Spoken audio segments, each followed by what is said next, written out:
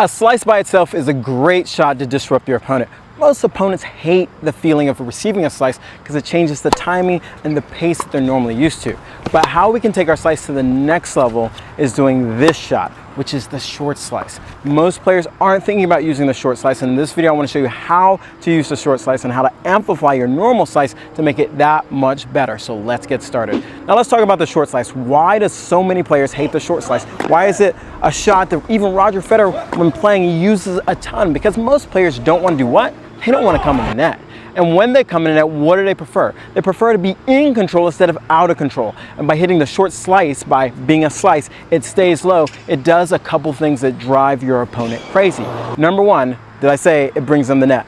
Again, how many players don't like coming in the net? A ton, because they don't feel comfortable volleying. Number two, it makes them have to really control the racket and the racket face. If not, their ball tends to pop up or even go long, hence giving you a sitter. And this is so awesome that you can constantly worry your opponent because they're like, oh shoot, if I get that short ball, I don't know what to do. If not even that, think about playing a pusher. Man, if you play a pusher, they probably don't like coming in net. So by hitting the short slice, guess what they're gonna probably do? They're gonna probably dink it and run back to the baseline. But if you really hit it correctly, you're going to force them to come in to feel uncomfortable, exactly where they don't want to be. So just keep that in mind if you love making the pusher go crazy. And then one more thing, when you're driving your opponent crazy because you're hitting the short slice and they start getting used to it, and maybe even they start picking up on it early, you know what you do? You go back to hitting that deep slice. And this completely frazzles them, fries their brain because they don't know what to expect. And this is the mindset you want to put into your opponent.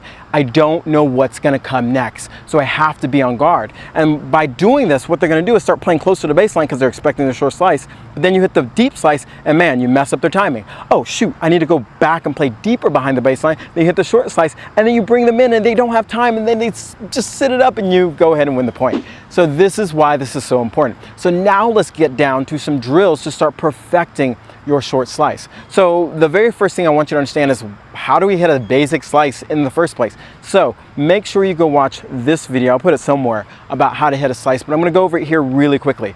If we think about hitting a slice, all we're trying to do is make sure we add backspin to the shot. So what that means is we're going to come slightly down. The biggest mistake most players are making with the slice is they're hacking down on the ball. Because if I hack straight down on the ball, A, it's really hard to time, hence getting a lot of mishits.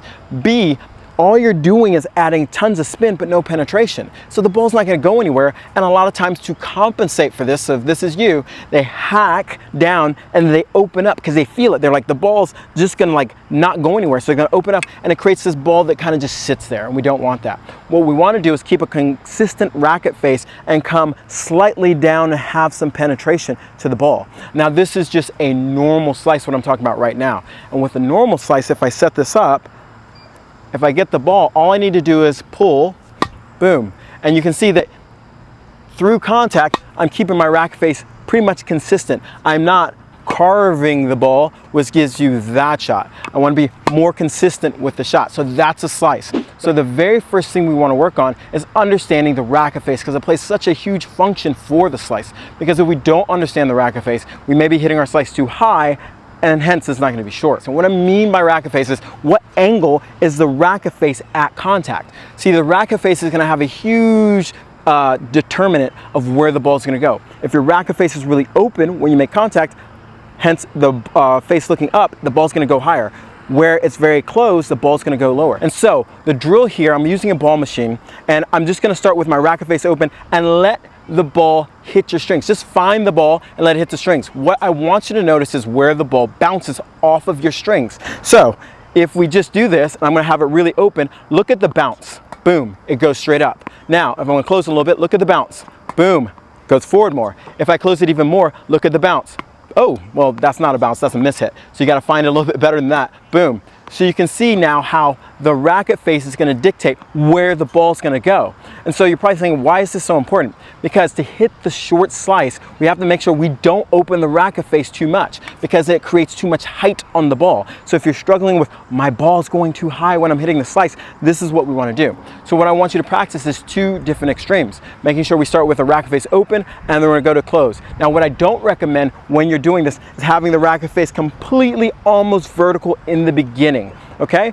what I'm doing to change the racket face is I'm pretty much rotating my forearm. So not so much my wrist, but my forearm, this bigger muscle right here, to get the racket face. So what I challenge you to do here is we're gonna do 1 open and then 3 where I'm pretty close, not completely close vertical, but pretty close. So ball comes, I'm gonna be pretty open, boom, that goes high, and now forearm, and then boom.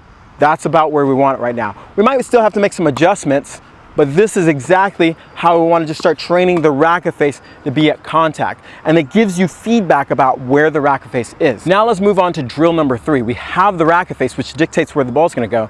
Now we need to talk about adding some more power, okay, through our swing. Now the key is we wanna now align adding more penetration, more force to the ball using our swing, and having the racket face setting up to send the ball in the path or the height we want. Now with the swing, there's also an added element. By coming down on the ball slightly, we create underspin. Just by coming up, we create topspin. And so we want to come down on the ball and pull through. So to do this, what I want you to focus on is really pulling from this back shoulder muscle. I always like the analogy, if you've ever been in a gym and you see the guys or the ladies doing the cable crossovers, we're feeling this back muscle versus an elbow kind of muscle. We want to use our back muscle to initiate the first or the end part of the swing. Now this isn't the entire swing, so if you're like, Kevin, you want me to use my arm? Yes, I do. What the entire swing would consist of is using a little bit more of my body, my hips, and then pulling with my arm. But it's totally okay right now just to practice this to make sure that we're just using our arm. Because if we use too much of our body, guess what? We're gonna start adding too much pace to the ball. Hence, we're not gonna be able to hit it short. And so what I wanna do right now is just have you practice where the butt of the racket is facing away from the court to the side post over here. So I'm facing this post with my butt of the racket and practice pulling with your back muscle through the ball. Now notice as I'm pulling, how's my racket face? It's pretty open. So what do you think the ball's gonna do? It's gonna go open. But right now, just focus on pulling, and when you pull, I want you to pull slightly through the ball. So not gonna do this huge thing, but I just want you to pull slightly through the ball. So I'm gonna do probably about 1 or 2 feet past contact. And so if I just focus on pulling now, boom. Perfect. So you have my swing where it's slightly higher than the ball and I'm coming down. But the problem with this is what? The ball's going too high. But don't worry about that right now. Make sure you have the swing. Some big mistakes players make when they're trying to do their swing is they use small muscles. They start hacking down. Notice how my swing path was right around here. I'm not hacking down because I want a decent amount of penetration, not a ton. So the second part of the swing is how much force you put on it. On these, we're just practicing the swing, and now I want to go back and start leveling down my amount of force I'm going to put on the ball. So I'm going to start off, let's say, out of a 0 to 10, I'm going to start off at 8. So it means pretty firm. Then I'm going to go to 6. Then I'm going to go to 4. And then I'm gonna probably go to a 2, you'll see it. And probably right around 4 or 2, we're either gonna be on this side of the court versus that side of the court. So let's go 8, okay? And I'm gonna go 6, okay? Ooh, that's nice. I'm gonna go 4, okay? Ooh, barely made it over. Let's go 2. So you can see the different levels. Let's do another 2. Oh, that's probably a little bit more than 2, so that's 3.